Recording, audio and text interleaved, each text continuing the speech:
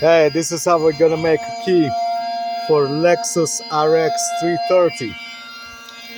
We cut the key first, and this is gonna be the car we're gonna work on.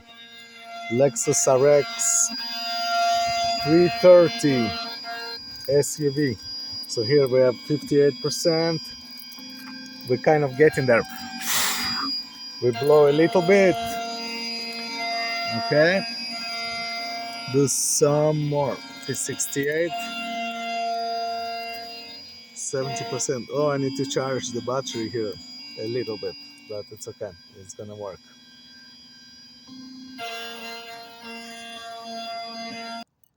Okay, it's finished, ready. Let's go get it out. I already did everything needed to program the remote. I'll show you next time how to program the remote. Remote works. Okay, let's see. Now we're gonna do immobilizer for Lexus RX 330. We're gonna do the immobilizer here. Okay, so we'll leave the door open. It's always Toyotas and Lexus, always leave the door open. We'll put the key on. There's the security lamp. As you see, let's try this key that we just cut. We put it on as well, but you see the security lamp, it's flashing.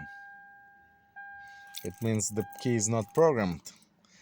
Only the remote, which is remote, is actually programmed. See, remote is programmed, so it's perfect. Okay, so how do we know that the key is programmed to the car or not? It's because the security lamp. So when I put the key on, the security lamp disappears, so you can start the car. Okay, so let's do remote control, learning. Now we go back. Immobilizer, chip D, 4D. So there is a D chip. It's like in every Toyota. We do key learning in Hotel Maximum. Okay, learn master key. Press OK to continue. This is the master key, I guess. We'll put the key out and put this key in lock position. Now it's in lock position and you see a security lamp.